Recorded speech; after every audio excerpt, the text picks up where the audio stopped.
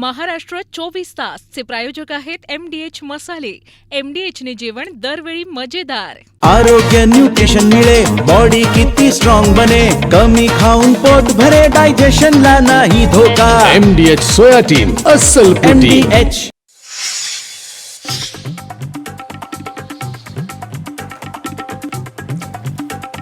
पंतप्रधान मोदी शहांनी बाळासाहेब ठाकरेंचा पक्ष आणि चिन्ह विकलं. खासदार संजय राऊत यांचा गंभीर आरोप, तर केंद्रीय निवडणूक आयोगावरही घणाघाती टीका.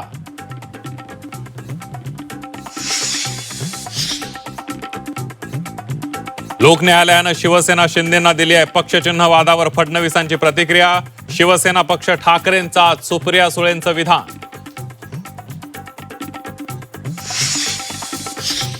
सरकारच्या परराष्ट्र धोरणाची राहुल गांधींकडून खिल्ली. जागतिक नेत्यांची गळाभेट घेणं म्हणजे परराष्ट्र धोरण नाही, माफ करा. राहुल गांधींचा हल्लाबोल तर भर कार्यक्रमात केली थेट मोदींची नक्कल. भाजप नेत्यांकडून राहुल गांधींचा खरपूस समाचार.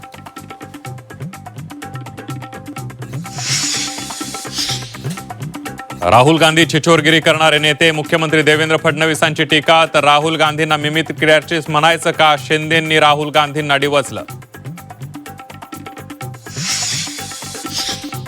मराठ्यांच्या नादी लागल्यानं बावनकुळे रडकुंडीला आले. मराठा समाजाविरोधात कुणी गेलं तर सोडणार नाही, जरांगे पाटील यांचा बावनकुळेंना पुन्हा इशारा.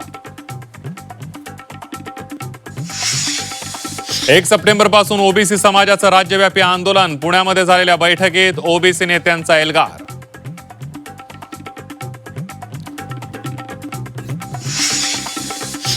गडचिरोलीच्या जपतला इथल्या आश्रमशाळा बंद करू नका, ती दुसऱ्या शाळेला चालवायला द्या, अंबादास दानवेंची मागणी.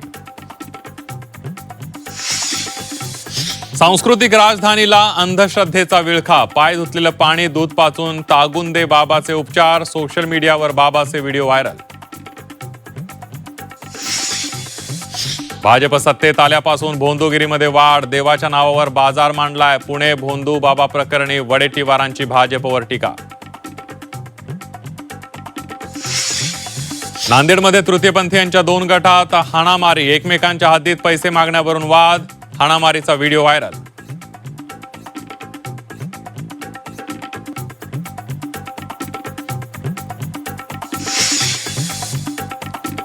नमस्कार, मी संदीप देसाई. महाराष्ट्र 24 तास या खास बुलेटिनमध्ये आपल्या सगळ्यांचं स्वागत. बुलेटिनची सुरुवात करूया एका ब्रेकिंग बातमीनं. शिवसेना पक्ष आणि चिन्हावरून संजय राऊतांनी पुन्हा एकदा जोरदार हल्लाबोल केलेला आहे. अमित शहा आणि निवडणूक आयोगावर त्यांनी थेट निशाणा साधलाय. अमित शहा आणि निवडणूक आयोगानं बाळासाहेबांचा पक्ष आणि चिन्ह विकलं असं म्हणत संजय राऊत यांनी आयोगाला लक्ष्य केलंय. तर काँग्रेसच्या दावणीला पक्ष बांधणाऱ्यांनी शहाणपणा शिकू नये असा पलटवार नवनाथ बन यांनी केला. आता जो युक्तिवाद सुरू आहे, तो युक्तिवाद पक्ष आणि चिन्ह या संदर्भात निवडणूक आयोगानं जे शेण खाल्लेलं आहे, जे आमचा पक्ष आणि चिन्ह अमित शहा आणि निवडणूक आयोग ह्यांनी एकत्र येऊन पार्टनरशिपमध्ये शेकडो कोटी रुपयांना विकलं. आमचा पक्ष आणि चिन्ह विकलं मिंदे गटाला. तुम्ही स्वतःचा पक्ष काँग्रेसच्या दावणीला बांधण्यासाठी जवळपास 10,000 कोटी रुपयाची डील उद्धवजी ठाकरे, आदित्य ठाकरे आणि संजय राऊत यांनी केली. या 10,000 कोटी रुपयाच्या डीलपैकी 2,000 कोटी रुपयाची दलाली ही संजय राऊतांनी खाल्लेली आहे. आणि या दलालीपोटी उभाटा पक्ष काँग्रेसच्या दावणीला नेऊन बांधलाय. आधी संजय राऊतांनी या 2,000 कोटीच्या दलालीपोटी आपला उभाटा पक्ष काँग्रेसच्या दावणीला का बांधला याचं उत्तर द्यावं. शिवसेना पक्ष आणि चिन्ह उद्धव ठाकरेंचंच आहे. निवडणूक आयोगाकडून उद्धव ठाकरेंसह शरद पवार यांच्यावर देखील अन्याय झाल्याचं सुप्रिया सुळे यांनी म्हटलंय. तर दुसरीकडे शिवसेना आणि राष्ट्रवादी पक्ष चिन्ह वादावर मुख्यमंत्री फडणवीस यांनी प्रतिक्रिया दिली आहे. पक्ष कुणाचा याचा निर्णय लोकन्यायालयानं 2024च्या विधानसभा निवडणुकीतच दिला असल्याचं फडणवीस म्हणाले. त्यामुळे सुप्रीम कोर्टातही तोच निर्णय येईल असा विश्वासही फडणवीसांनी व्यक्त केला. संविधानाने चालतो ना. उद्या दुसरा येऊन क्लेम करू शकतो का? उद्या कोण श्रीलंका म्हणू शकतं का भारत माझा आहे? तर नाही ना. तसंच आहे की शिवसेना ही बाळासाहेब हयात असताना त्यांनी उद्धवजींवरती जबाबदारी टाकली होती. त्याच्यामुळे शिवसेना कोणी कितीही काही म्हणलं तरी ती उद्धवजींचीच शिवसेना आहे. आता काळानंतर काय झालं हे तुम्ही सगळ्यांनीच पाहिले. शरद पवारांना त्यांचा पक्ष रीतसर त्यांच्या अधिकाराने त्यांना मिळाला पाहिजे एवढीच मागणी करते. नंतर पवारसाहेबांनी तो पक्ष कुणाला द्यायचा तो आदरणीय पवारसाहेबांचा विषय, त्याच्यात मी नाही. मी तो पक्ष आमच्या कुणासाठीही मागत नाही आहे. मी राष्ट्रवादी काँग्रेस पक्ष हा फक्त आणि फक्त शरदचंद्र पवारांसाठी मागते आहे, कारण का शरद पवार त्याचे फाउंडर मेंबर आहेत.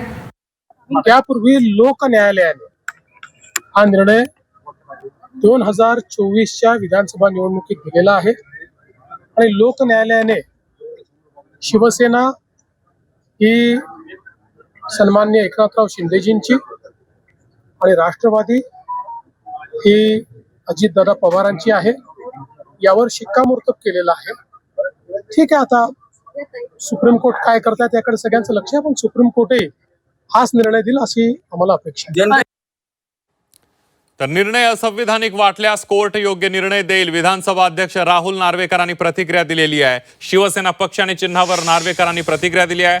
संवैधानिक संस्थांवर आरोप करणं चुकीचं असल्याचंही नार्वेकर म्हणाले.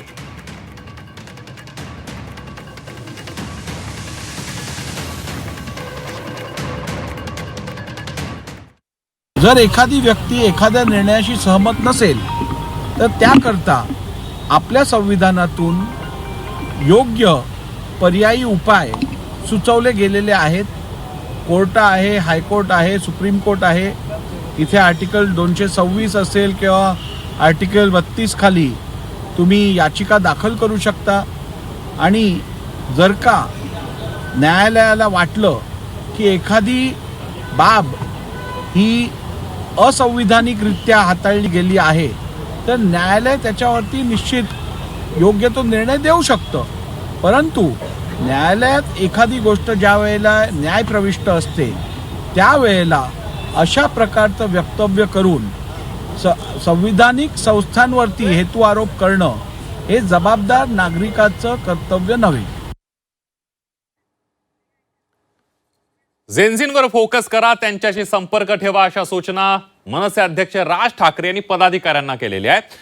मनसेचं राजकारणामध्ये यापुढे जेनझींना सोबत घेऊन राजकारण होणार असल्याचंच एक प्रकारे राज ठाकरे यांनी संकेत दिलेला आहे. जेनझींसोबत समरस व्हा, त्यांचे विचार समजून घ्या, असं राज ठाकरे यांनी बैठकीमध्ये कार्यकर्ते आणि पदाधिकाऱ्यांना कानमंत्र दिलेला आहे.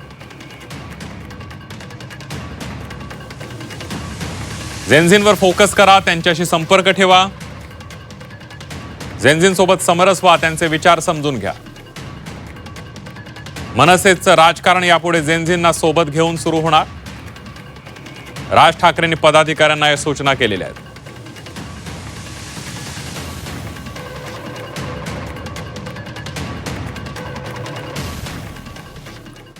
ज्यांना सत्ता दिली आहे त्यांना विचारा, असं वक्तव्य मनसे अध्यक्ष राज ठाकरे यांनी पुण्यातील खड्डे आणि वाहतूक कोंडीवर केलेलं आहे. पुण्यातल्या खड्ड्यांसंदर्भात आणि वाहतूक कोंडी संदर्भात विचारलेल्या प्रश्नावर राज ठाकरे यांनी हे उत्तर दिलं आहे.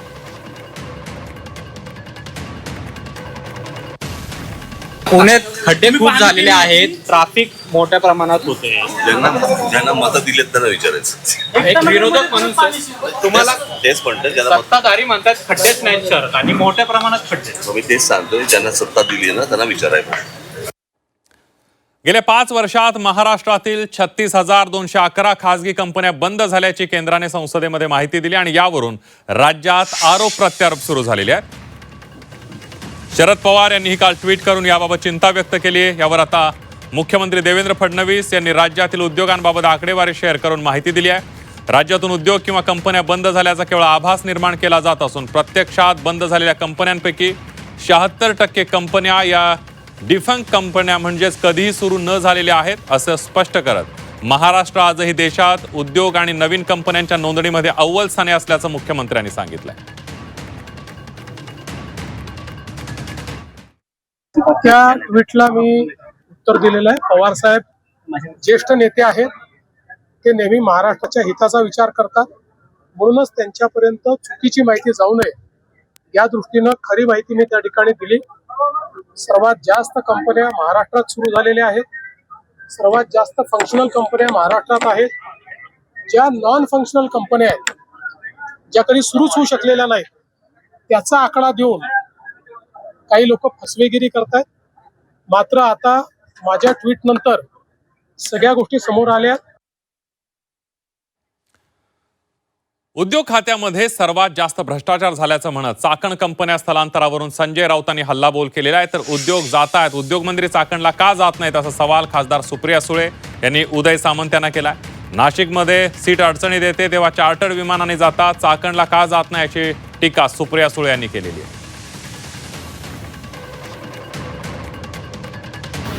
5,500 उद्योग महाराष्ट्राच्या बाहेर गेले किंवा बंद पडले, त्यासाठी काय केलं याचा लेखाजोखा कधी दिला आहे का? MIDCच्या जमिनी विकणं, व्यवहार करणं आणि मोठ्या प्रमाणामध्ये या कंपन्यांना पोल्युशन कंट्रोल बोर्डाकडून नोटिसा मारून त्यांच्याकडनं खंडण्या उकळणं, हे मिंदे गटाचा जो अर्ध सरकार आहे, अर्ध फडणवीसांचं अर्ध यांचं आहे, अशी मध्ये भिंत आहे. या अर्ध्या सरकारकडून याच खंडणीबाजीची कामं चालू आहेत.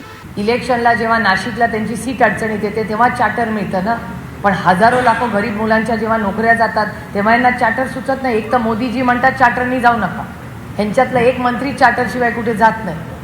मग जेव्हा लाखो नोकऱ्यांची जायची चाकणला वेळ येते, 2.5 तासावर चाकण आहे मुंबईवरनं, एवढी मोठी ती काय लिंक म्हणतात, अटल लिंक वगैरे केलं ना तुम्ही, मग बसा ना गाडीत आणि जा फोनवर. एवढं काय महत्त्वाचं काम आहे इंडस्ट्री मिनिस्टरला की ते चाकणला जाऊ शकत नाहीत आणि फोनवर जात आहेत आणि त्या फोनची पण जाहिरात होते. चाकणमधील रस्त्यांवरील खड्डे आणि उद्योगांसंदर्भात 16 ऑगस्टला मंत्री उदय सामंत बैठक घेणार आहेत. उद्योजकांच्या शंकांचं निरसन करणार असल्याचं सामंत म्हणाले. तर बंद पडलेल्या कंपन्यांसंदर्भात ट्विट करणाऱ्या शरद पवारांचा काही लोकांनी गैरसमज करून दिल्याची टीका उदय सामंत यांच्याकडून करण्यात आलेली आहे.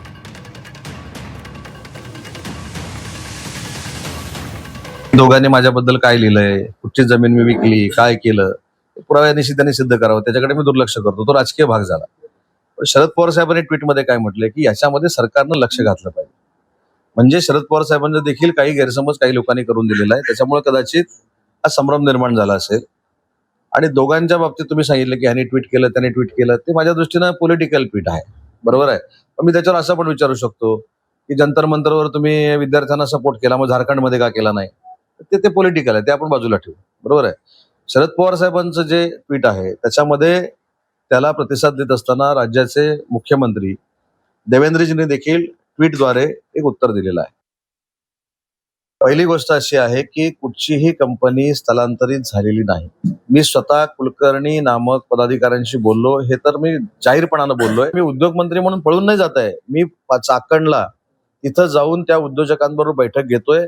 2 तास लागू दे, 3 तास लागू दे, 4 तास लागू दे, त्यांच्या शंकांचं निरसन दूर होईपर्यंत मी तिथून चाकणमधनं उठणार नाही.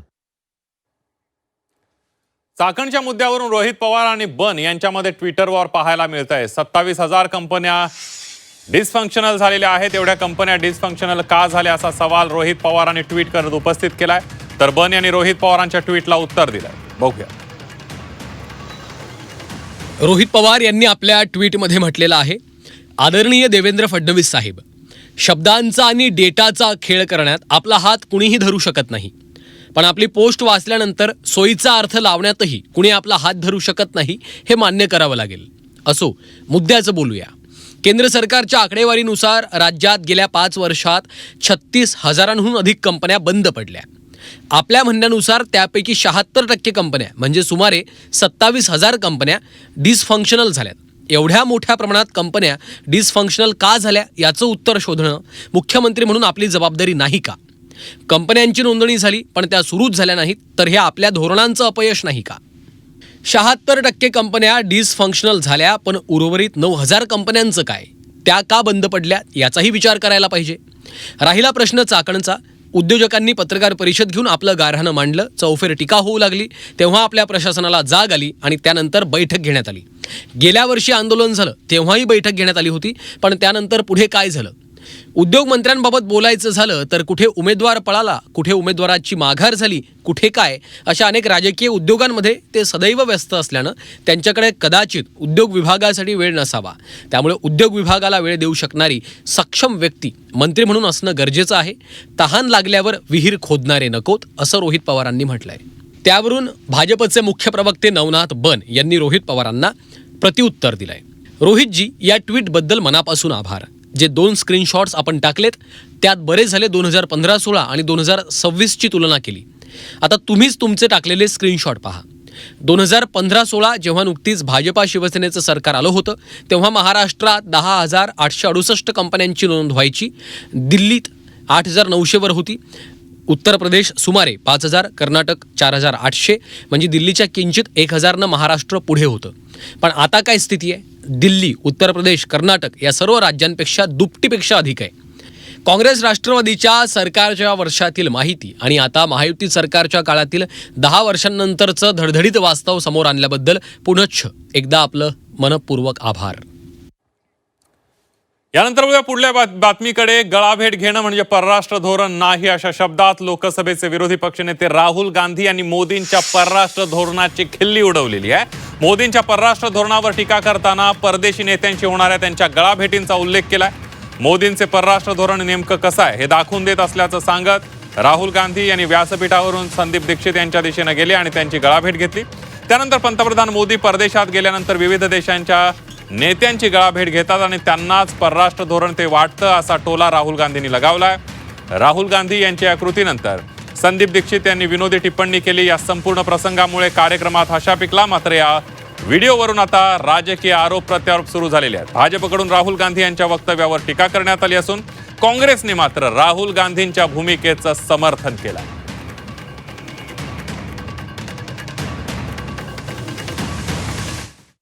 इनके माइंड में घुस गया कि foreign policy is this.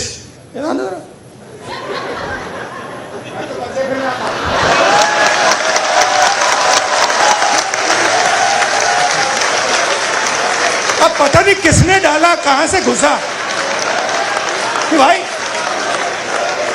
Foreign policy का मतलब imagine the ignorance. Foreign policy. एक चीज पूछ सकता हूं? हाँ. मिलनी समझ के तो नहीं पकड़ा था? संस्कारहीन, गरिमाहीन, अश्लील और अभद्र बयान राहुल गांधी ने माननीय प्रधानमंत्री श्री नरेंद्र मोदी जी पर दिया है, उससे वो लीडर ऑफ द ऑपोजिशन नहीं, एक फेल्ड स्टैंड अप कॉमेडियन लग रहे थे. राहुल गांधींनी भर कार्यक्रमामध्ये परराष्ट्र धोरणांची खिल्ली उडवताना मोदींची नक्कल केली होती. त्याला मुख्यमंत्री देवेंद्र फडणवीस यांनी उत्तर दिलंय. राहुल गांधी छिछोरगिरी करणारे नेते असल्याचं फडणवीस यांनी म्हटलेलं आहे. तसंच पंतप्रधान पदाचा अपमान केल्याबद्दल देशाची माफी मागावी असा सल्लाही त्यांनी दिलाय. तर राहुल गांधी विरोधी पक्षनेता आहे की मिमिक्री आर्टिस्ट असा सवाल उपमुख्यमंत्री एकनाथ शिंदेंनी केलाय. राहुल गांधी यांनी जो छिछोरेपणा केला तो कुठल्याही परिस्थितीत अशोभनीय अशा प्रकारचा आहे. ज्या प्रकारे देशाच्या प्रधानमंत्र्याचा तर अपमान केलाच, पण त्याच वेळी इटलीच्या महिला राष्ट्रप्रमुखाचा इतक्या खालच्या दर्जाला जाऊन त्यांनी जो अपमान केला, या देशामध्ये अशी छिछोरगिरी यापूर्वी कुठल्याही नेत्याने केली नव्हती. गल्लीतले नेते देखील अशा पद्धतीने वागत नाही. 35 देशांनी प्रधानमंत्री मोदींना सर्वोच्च पुरस्कार दिलाय. खऱ्या अर्थाने देशाचा गौरव आहे, देशाचा अभिमान आहे. परंतु दुर्दैवाने ही पोटदुखी विरोधकांना आहे. आता जे काही ते अगदी म्हणजे अशा याच्यावर उतरलेले आहेत की ते मिमिक्री करू लागलेले आहेत. आता विरोधी पक्ष नेता मिमिक्री करू लागला तर खऱ्या अर्थाने त्यांना काय म्हणायचं? आपण मिमिक्री आर्टिस्ट म्हणायचं? मराठा आंदोलक जरांगे पाटील यांनी पुन्हा एकदा चंद्रशेखर बावनकुळेंवर टीका केली आहे. मराठ्यांच्या नादी लागल्यानं बावनकुळे रडकुंडीला आले. मराठा समाजाविरोधात कुणी गेलं तर सोडत नाही असा इशारा जरांगे पाटलांनी दिलाय. परळीच्या टोळीचं ऐकून तुम्ही अपराध केला अशी टीका जरांगे पाटलांनी केली आहे. तर महसूल मंत्र्यांचा जात पडताळणी समितीच्या कामकाजाशी कोणताही संबंध नाही असं स्पष्टीकरण राधाकृष्ण विखे पाटलांनी दिलं आहे.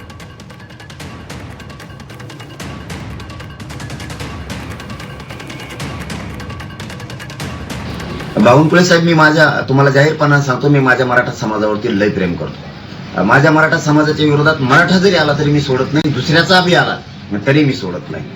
तुम्ही इतकं रडकुंडीला आलात, मी काय असतं, मी गुडघे टेकायला लावतो. तुम्ही जे रडकुंडीला आलात ना, इतके तर मराठ्यांच्या नादी लागल्यामुळे आला. मला इतकं बोलायची तुम्हाला गरज पण नव्हती, कारण तुम्ही चूक केली. हे बघा, तुम्हाला एवढं रडकुंडीची यायची वेळ याच्यामुळे आली की तुम्ही परळीच्या टोळीच्या नादी लागलात. त्यांचं ऐकून तुम्ही एवढा मोठा अपराध केला. आता यावर बोलणं अधिक उचित होणार नाही, पण ओबीसी संघटनांना माझी विनंती आपल्या माध्यमातून आहे की रस्त्यावरचे वाद, रस्त्यावरचे मोर्चे, आंदोलन करून या राज्याची कायदा व सुव्यवस्था या ठिकाणी बिघडवणे हे काही योग्य नाही. समाजामध्ये वाद निर्माण होणे योग्य नाही. ही महाराष्ट्राची संस्कार संस्कृती नाही. तर 1 सप्टेंबर पासून ओबीसी समाजाचं राज्यव्यापी आंदोलन सुरू होणार आहे. पुण्यामध्ये झालेल्या बैठकीमध्ये ओबीसी नेत्यांनी हा एल्गार पुकारलेला आहे. आमच्या समाजावर अन्याय होत असल्याची भावना ओबीसी नेत्यांनी बोलून दाखवली आहे. 1 सप्टेंबर पासून आंदोलनाचा इशारा ओबीसी नेत्यांनी दिलेला आहे.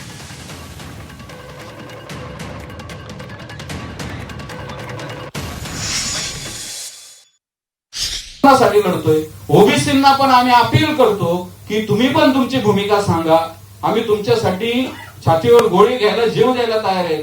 त्याच्यामुळं या सगळ्या चर्चेतून आम्ही आता या निर्णयावर आलेलो आहोत की आता एक अंतिम आणि निर्णायक भूमिका घ्यायची.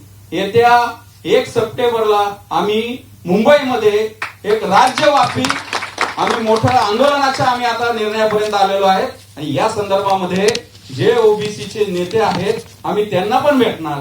तुम्ही आमच्या या सगळ्या अस्तित्वाच्या जो आंदोलन असेल ओबीसीच्या त्याच्यामध्ये सामील व्हा. ओबीसीचे कार्यकर्ते म्हणून एक वेळेस राज्यभरात आम्ही विभाग वाईज आम्ही जाणार. ओबीसीच्या काय म्हणणं आहे ते ऐकून घेणार. ओबीसींसोबत चर्चा करून येणाऱ्या काळात 1 सप्टेंबर तारीख घोषित केली, त्यासाठी एक 7-8 दिवस आपण फिरणार. आणि नक्कीच मला वाटते ओबीसी समाज जागा आहे. मंत्री झोपले असतील, आमदार झोपले असतील, मंत्री घाबरत असतील, आमदार घाबरलेले असतील, परंतु ओबीसी समाज घाबरत नाही. ओबीसी समाज कुणाला दबत नाही. यानंतर वळूया पुढल्या बातमीकडे. शेतकऱ्यांच्या खात्यावर 5 ते 10 हजार कोटी जमा होतील. पुढील 2 ते 4 दिवसामध्ये खात्यात पैसे जमा होतील असं कृषी मंत्री दत्तात्रय भरणे यांनी म्हटलेलं आहे. कृषी मंत्र्यांनी या संदर्भातली माहिती दिली आहे. कर्जमाफीच्या याद्या पडताळण्याचं काम प्रगतीपथावर असल्याचंही दत्तात्रय भरणे म्हणाले. 1-2 दिवसामध्ये दुसरे 10-5-10 हजार कोटी रुपये लगेच त्याला होतील. त्याचा आता काही अडचण नाहीये.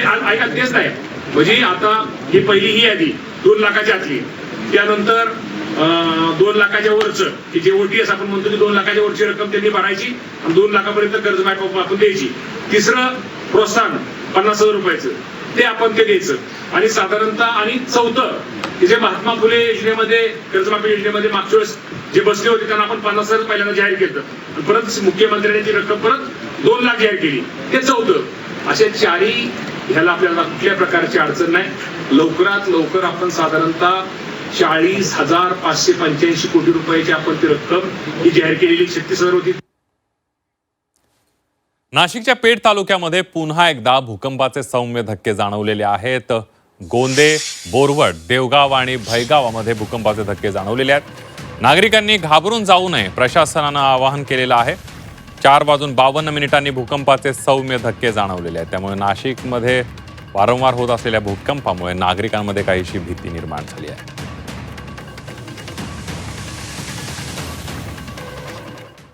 मराठी शिकण्यासाठी रिक्षा टॅक्सी चालकांना 15 ऑगस्ट शेवटची मुदत असणार आहे. मराठी शिकण्यासाठी रिक्षा टॅक्सी चालकांना कोणतीही मुदतवाढ मिळणार नसल्याचं परिवहन मंत्री प्रताप सरनाईक यांनी म्हटलेलं आहे. मराठी न येणाऱ्यांवर 18 ऑगस्ट पासून कारवाई करण्यात येणार आहे. निर्णयावर पुनर्विचार करण्याची गरज नसल्याचंही सरनाईक यांनी म्हटलेलं आहे.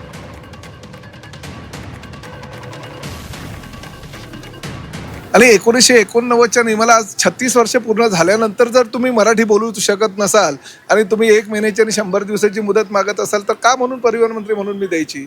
1 मे महाराष्ट्र दिन ते स्वातंत्र्य दिन 15 ऑगस्टपर्यंतची मुदत दिलेली आहे.